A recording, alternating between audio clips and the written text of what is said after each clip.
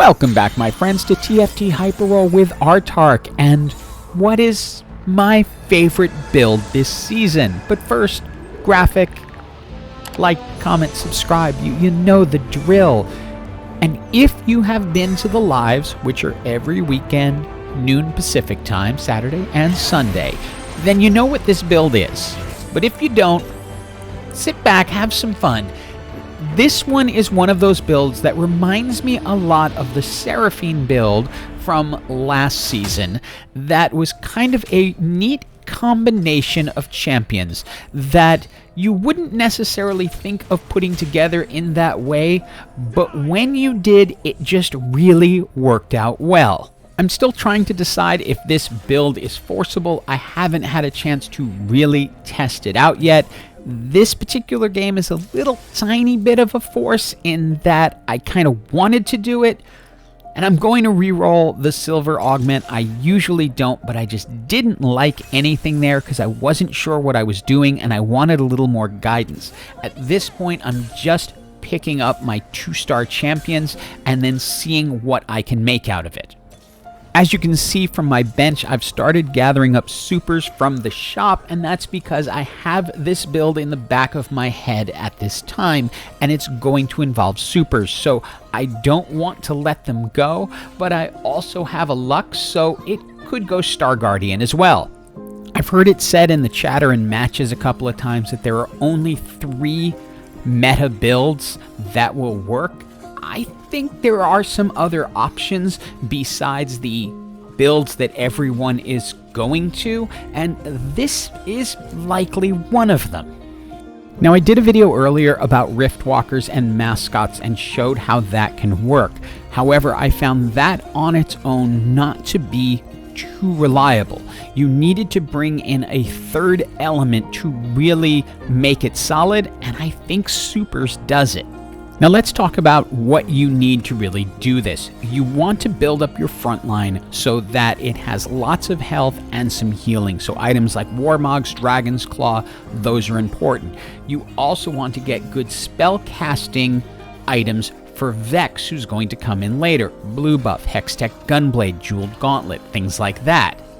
Finally, you want your Jhin items, so Last Whisper, Infinity Edge, Deathblade, things that are going to make Jhin's attacks stronger. Getting the early Jhin in the shop made me know this was the direction I was going to go. For hero augments, you have so many choices. Malphite has an excellent one that heals every time you cast. The Behemoth is fantastic because you can then get a lot of health onto Alistar and he will do a ton of damage. In this case, it's time to get rid of Pantheon because he's not part of the build, and then put the Warmogs onto Alistar.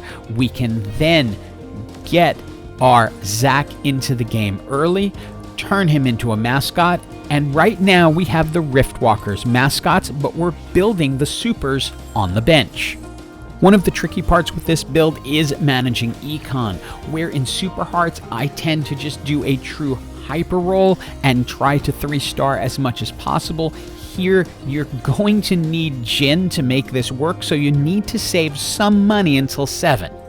Now, what makes this more fun is getting 3-star champions, depending on the champions, has multiple purposes. If you can 3-star your Riftwalker champions, it's going to make ZAC stronger, but it's also going to improve the damage from your supers.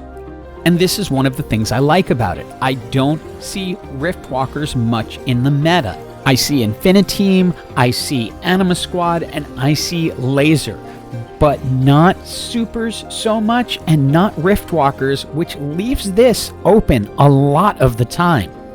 It's final augment time, and second wind is an easy take for this. I would have taken it in the first round if I had originally planned for sure on going this build, because your front line is going to stay up a long time. Item-wise, I'm just looking to keep tanking up Alistar as much as possible, so 2 Warmogs. Remember, the hero augment is allowing him to do damage based on his health, and if you can add a locket into the front line on a 3-star champ, even better, you're now getting a health shield. With the supers enhancing your damage, it's going to make Vex much more effective, and people just seem to generally avoid her as she isn't that strong of a champion on her own. But in the Riftwalker build, with additional damage coming from the super, she can start really making a difference in a match. Obviously, Jhin's going to be your powerhouse, but Vex is certainly going to be able to clean up right behind him. The other thing I like about this build is it's really only going to work well in Hyper Roll, and the reason is it requires all 9 team members. So you're not going to get to the full build until you get to 9, but you're going to get a huge power spike when you do. For items here, we're really looking at our backline. Our front line is set. I want Vex casting as much as possible. So yeah, Spear of Sojin and blue buff is a little bit of overkill, but why not?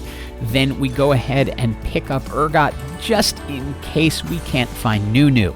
We 3-star the Vex, which is key because we're getting a stronger ZAC and we're getting more damage thanks to the supers. The big key, of course, will be finding that Nunu at the end to make the 6th Mascot and also just to wreak havoc in teams' backlines. Vex can do a lot, but not quite enough against teams like this that are all too common. The key for this build is getting into 9, however you best can do it. We're not having great luck in terms of Jhin. He's still a 1-star, but with Vex at 3, we are able to get in and do a lot of damage to backlines while our front line holds up, and that brings us into the top 4, and we now have our Nunu for the final power spike. It is time for our final 2 item choices, and anything for Vex will be great. The Archangel Staff or Rabadon's Death Cap will work. I choose the Archangel Staff because this build tends to last a long time. Now we're looking for Nunu items. In this case, we'll go Rabadon's Death Cap because Nunu will do a little bit more burst where Vex can build up more over time. We have the ability to get our 2-star Nunu, and we are now set. In the answer to the question of why I still don't have a 2-star Jhin, the answer is there is a Renegade team out there, which is often a good build, but is going to have a very hard time against this because there's just not enough power to get through the amount of healing. You can see Vex just hanging out in the corner, getting stronger and stronger and stronger as the fight goes on, to the point where it's just not gonna matter. Vex is going to dominate.